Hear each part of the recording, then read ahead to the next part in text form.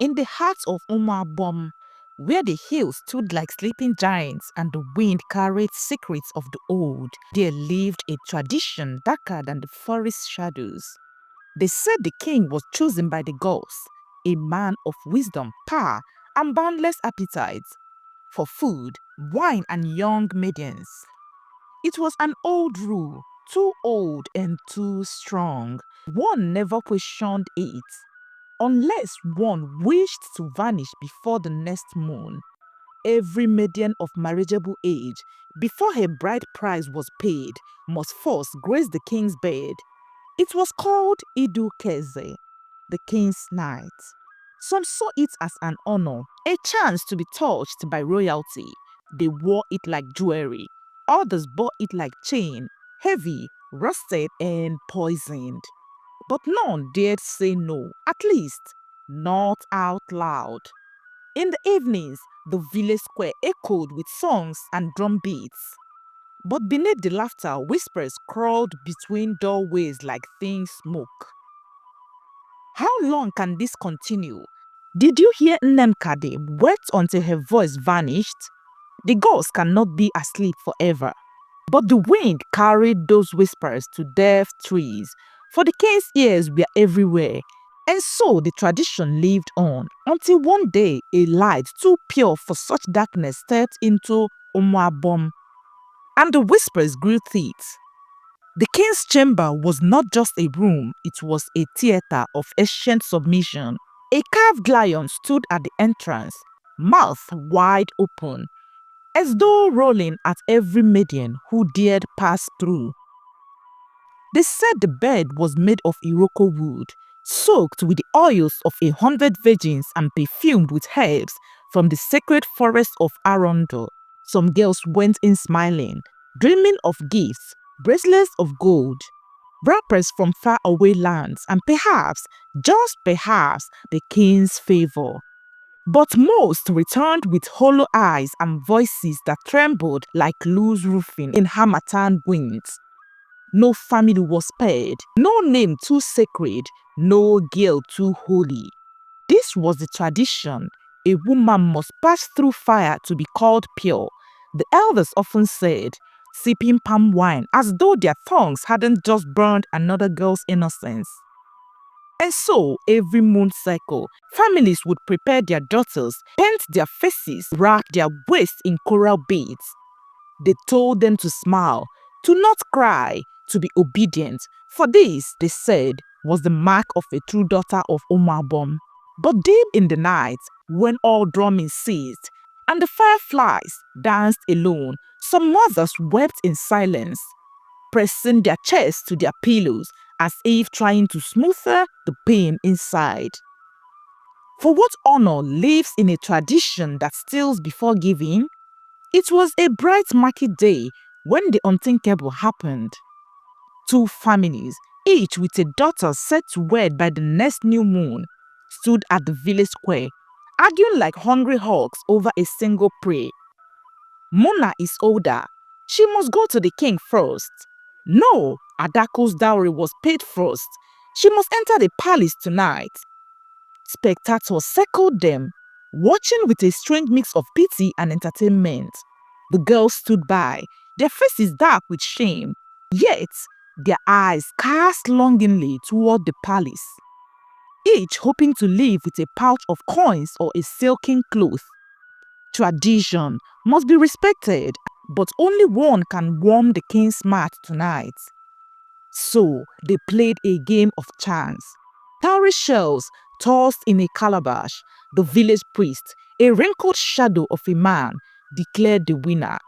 Mona Adako stomped her foot. I will wait no longer. I will go to the king myself. Mothers gasped. Fathers shook their heads, but beneath it all was a truth no one dared admit. Even shame becomes competition when it is dressed in gold. The villagers dispersed, laughter lingering in the air like dust. But somewhere beneath an Odala tree, a girl named Nemkade closed her belly and whispered into the soil. What pride lies in a crown that feeds on innocence? They said Nemkadi didn't speak for 3 days after her night in the palace. Before, she was the girl who danced like water over stone. Her laughter fluttered through Umabom like the call of a morning bird. But after her king's night, something in her soul broke, something that couldn't be patched with wrappers or perfumes. She had gone in wearing white, her mother's wrapper tied tightly around her waist. The villagers sang her name. Nemkadi the graceful, Nemkadi who brings pride for the lineage. But when she returned the next morning, even the dew avoided her feet. She stared at the ground for hours, refused food, refused speech. And then finally, in a cracked voice that made the leaves tremble, she said, I did not give, he took. Her father, a proud hunter, tore his tunic in silence. But nothing changed. The chief priest said it was her soul adjusting to royal touch. The elders nodded. They always nodded when it suited their guilt. But in the hearts of the younger maidens, seeds of rebellion stirred. Silent questions turned to hidden tears. How long would they endure this? And in the midst of this quiet storm, the sun sent a daughter. Enini was not just beautiful, she was ethereal. Her skin bore the warmth of bronze. Her eyes twin mirror of the morning sky, but it was her mind that left the elders baffled and the maidens hopeful. She was betrothed to Prince Obinna, the only son of the king, a man groomed by tradition, yet shadowed by its darkness. Enini had returned from her mother's people in the hills of Omunze. They called her Mwanyamu, daughter of the sun. For the light never dimmed where she walked. She met the prince by the riverbank one afternoon. His laughter was full, and his promises sweeter than ripe mangoes. But when he spoke of their upcoming union, Enini's smile faded.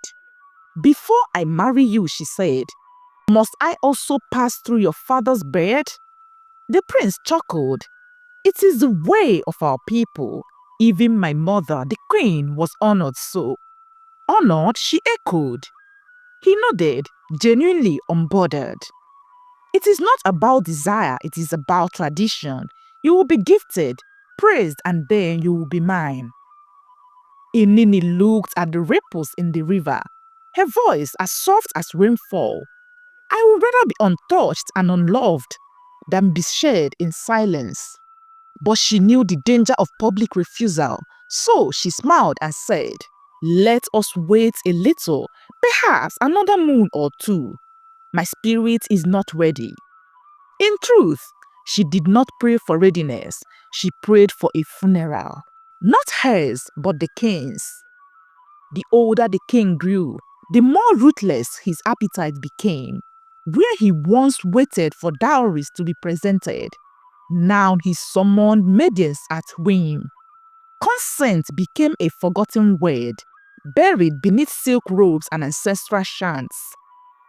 Those who refused were disgraced, their families fined, their homes marked with black ash. He began requesting girls barely of age, maidens whose breasts were only just beginning to blossom, whose eyes still sparkle with innocence. He called them to his palace like farmer calls chickens to be slaughtered. It is for your blessing, the palace guards would say. Your womb will thank you. Yet some never returned home the same. A few never returned at all. One girl, Olamba, was found by the riverside, her wrapper torn, her lips silent forever. Her mother wailed until her voice cracked like dry wood in fire. The villagers whispered, the wind howled, but no one dared confront the king or the tradition. Because to question him was to question the gods, and the gods, at least, the ones the priests claimed to speak for, seemed to turn their heads away. In secret corners of Omabom, the voices of rebellions stirred like smoldering embers waiting for wind. Elders' wives began to murmur in hushed tones over steaming pots. A few bold fathers began delaying their daughters' bridal rites, fabricating illnesses, faking madness, hiding pregnancies. But none dared speak openly until Mwakego, a widow with nothing left to lose, stood in the village square one afternoon and shouted, "If the king must sow his seed in every womb, then let him birth his own harvest when the curses come." Her voice cracked the air.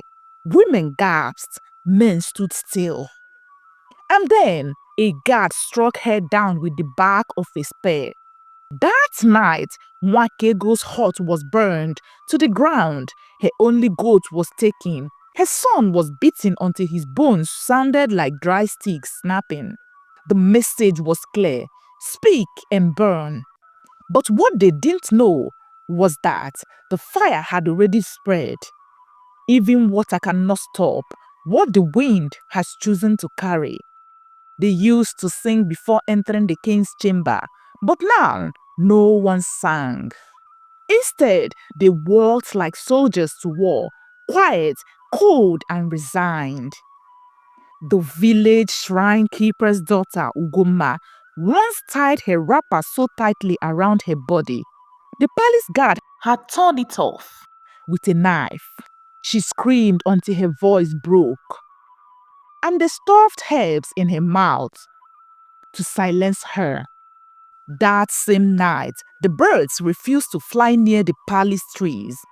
The next morning, elders called it a bad omen. The chief priest sacrificed 2 goats to cleanse the air, but the air remained heavy. A child was born in the village that night with a snake's birthmark around her ankle. The priest said it was a curse, but the midwife whispered differently. This one has come to swallow evil. And in the far edges of Umabom, by the edge of the black forest, an old woman looked into her water bowl and smiled. She has come, she murmured. Water that hisses. No one saw her enter the village. One morning, she was simply there, standing beneath the almond tree where the morning dew collected like tears. Amuma Nmiri, she wore a white wrapper and had eyes so deep they seemed to hold storms. Her skin shimmered like the surface of a calm river at dawn. And when she walked, leaves seemed to bow.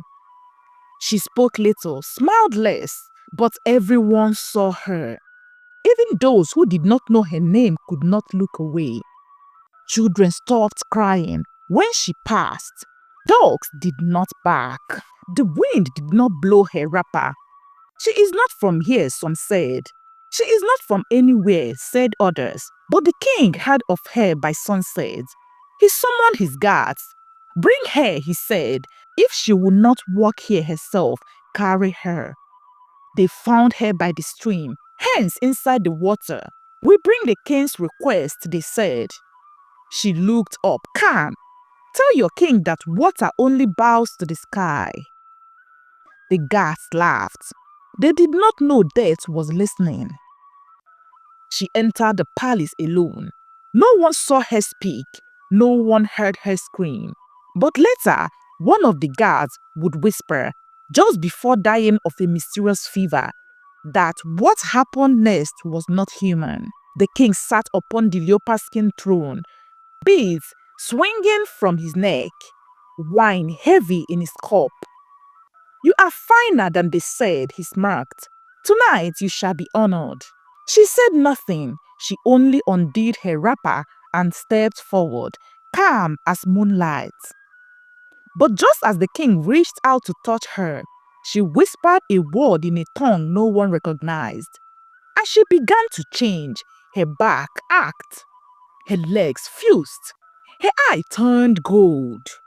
And before the king could rise, a python large, glistening, filled the room with a hiss that shook the walls. The king screamed, but his voice was drowned in the sound of scales sliding across the marble. No one saw what truly happened, but by morning the king's bed was soaked in blood. His body wrapped in coils, so tight not even his shadow could escape. Amuma Nmiri was gone, but in the skies above, the rain fell like drums of war. They buried the king at midnight. No one danced, no one sang. The palace mourners wailed out of duty, not grief. In truth, the people of Umabom breathed like men waking from underwater slumber. But the air was thick with questions. Who was she, the woman that turned to a python? What power has she summoned? And most importantly, why now? The palace priest called it a divine reckoning, the fulfillment of ancestral anger long ignored. The oldest elder of four whispered to his son, "The gods have taken what men feared to question." As the king's body was lowered into the earth, his face twisted in an expression not of sleep, but of surprise. His hands were clenched. His neck was bruised. The python had taught him that even kings can drown, something no man ever had. Prince Obinna was crowned 7 sunsets after his father's burial. He did not smile, though his father had trained him in war, wealth, and wisdom. He had never prepared him for justice or reform. In the palace court, the elders gathered, their mouths wet with praise. "Your father ruled with strength," one said. "With seed and legacy," another added. Obinna nodded, but his thoughts were with Enini. He remembered how she looked when she told him she feared the king's bed, how her eyes filled with fire, not fear. She had not attended the crowning. Some said she was ill. Others said she was watching, waiting to see what kind of man he would become. The crowd was heavy, but Obinna knew the true weight lay not in gold, but in what must be undone.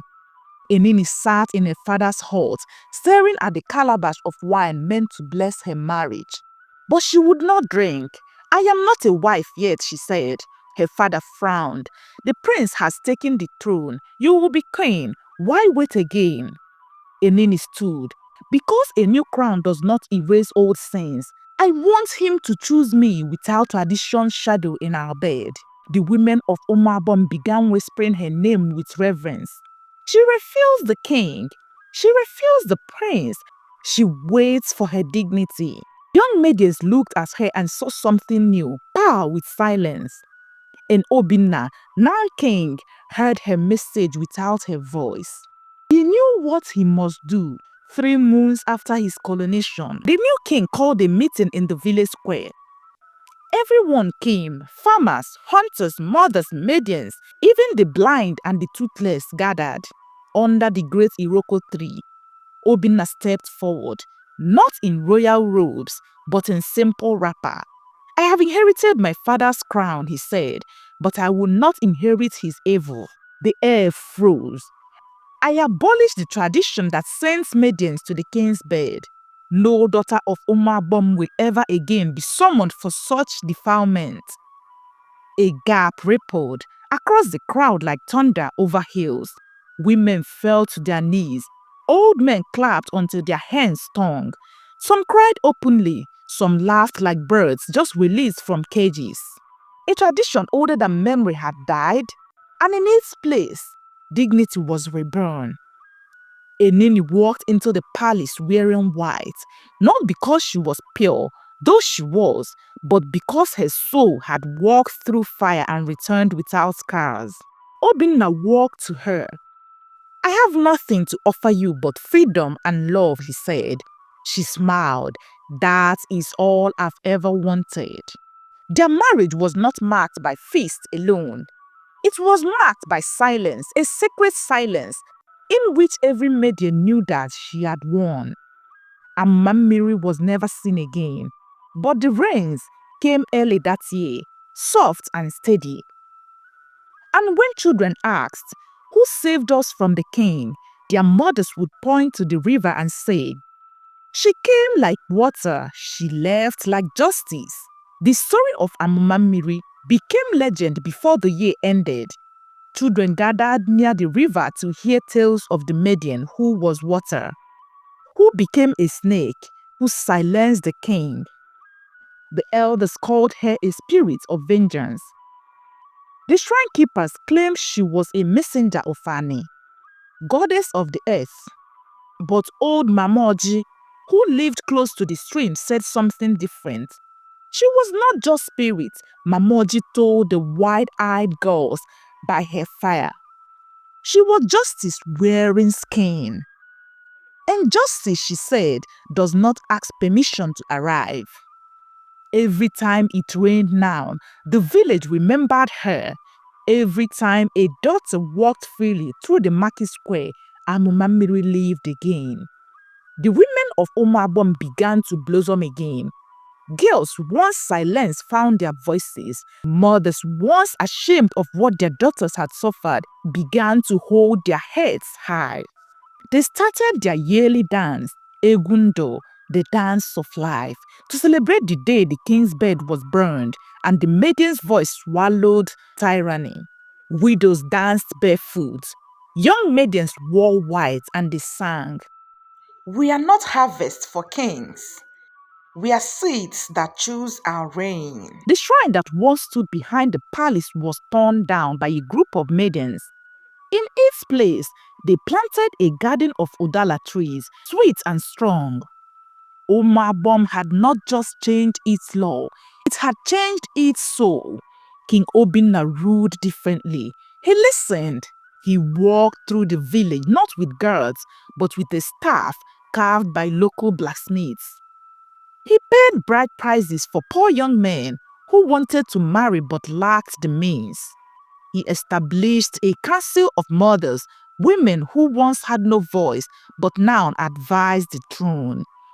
Enini sat beside him always, not just as queen, but as conscience. She reminded him of the pain that silence breeds. "You must always hear the whispers," she told him, "because injustice never begins with a shout." And when maidens brought petitions, the palace gate stayed open. The throne was no longer a predator, it had become a protector. Years passed, but Omabom never forgot the night the king met the python. On the anniversary of his fall, they lit fires by the riverbank and retold the story with drumming and dance. One girl asked, "But where is Amuma Nmiri now?" An old man replied, "Wherever women are made to weep, she washes." Another said, "She's in the blood of every girl who knows she deserves more than fear." And just as he said that, a line of stars shot across the sky. They called it Papando Amuma, the snake star. From that night on, when a girl stood up for herself, mothers would sing, "You carry the water, you carry the snake, you carry Amuma Nmiri." The king's bed, the very one that had swallowed the dignity of so many, was dragged out and burned in the public square. The flames reached for the sky, wild and defiant. As the fire roared, Queen Enini stood in front of it and spoke to every maiden who once walked that path unwillingly. "You were never weak. You were never to blame. You were made to bloom, not bleed." The crowd bowed their heads. The last ember of the king's evil died that day, and in its ashes, a kingdom rose where women were not measured by silence, but by the fullness of their spirits. Omabom was not perfect, but it had learned that tradition is not always scared. And sometimes the fiercest girls walk on 2 feet with braided hair and fire in their eyes.